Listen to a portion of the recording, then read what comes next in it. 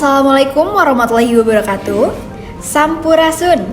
Perkenalkan, kami dari kelas B Program Studi Administrasi Publik, Fakultas Ilmu Sosial dan Ilmu Politik, Universitas Pasundan Angkatan 2019 mempersembahkan video pembelajaran dalam rangka memenuhi tugas kelompok pada mata kuliah Perilaku Organisasi dengan dosen pengampu Dr. Ima Sumiati, MSI.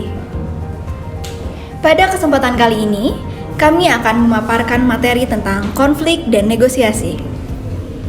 Definisi konflik menurut Cummings dalam buku Wahyudi tahun 2006, konflik didefinisikan sebagai suatu proses interaksi sosial di mana dua orang atau lebih maupun dua kelompok atau lebih yang berbeda atau bertentangan dalam pendapat maupun tujuannya.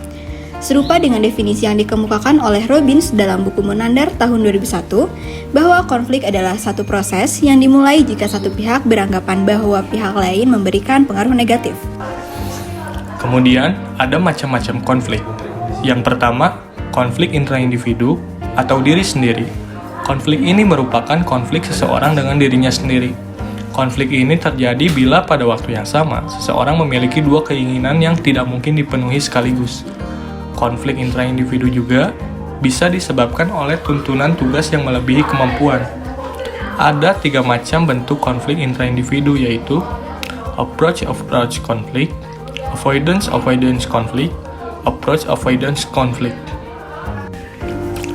Yang kedua, konflik dalam kelompok.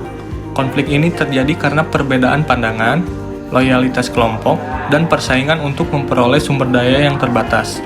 Dalam sebuah organisasi, selalu ada keterbatasan sumber daya. Sementara, kebutuhan dan keinginan berbagai kelompok di dalamnya sangat beragam, sehingga kondisi ini mendorong terjadinya konflik.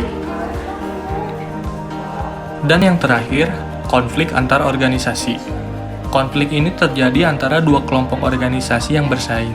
Maka, dampak dari konflik ini yaitu 1. Setiap kelompok menilai kelompok lain sebagai musuh. 2. Setiap kelompok mulai mengalami distorsi atau gangguan dalam persepsi.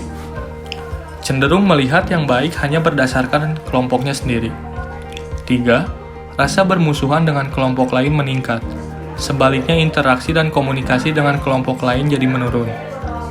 4. Jika kelompok dipaksa untuk berinteraksi, cenderung hanya mendengarkan saja. Selanjutnya ada penyebab konflik.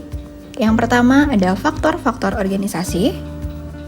Dan yang kedua ada faktor-faktor antar pribadi. Manajemen konflik.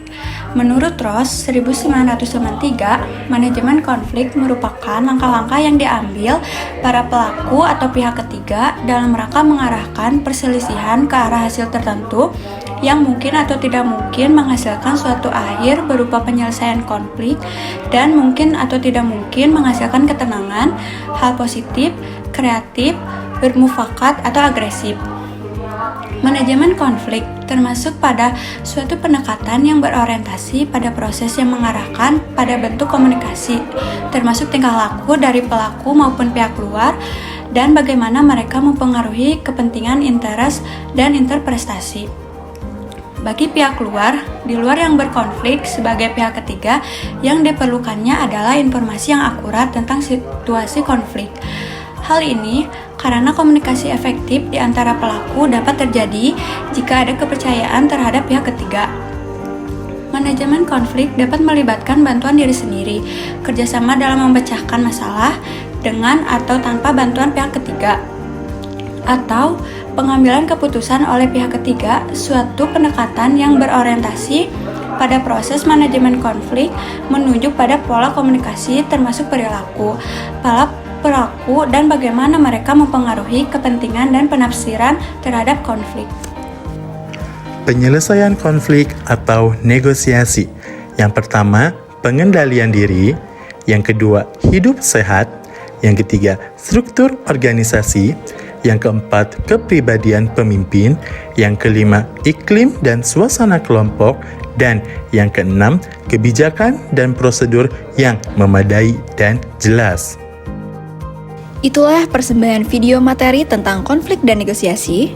Mohon maaf apabila terdapat banyak kekurangan dalam materi maupun video yang telah dipaparkan. Semoga video ini dapat bermanfaat untuk kita semua. Terima kasih. Wassalamualaikum warahmatullahi wabarakatuh.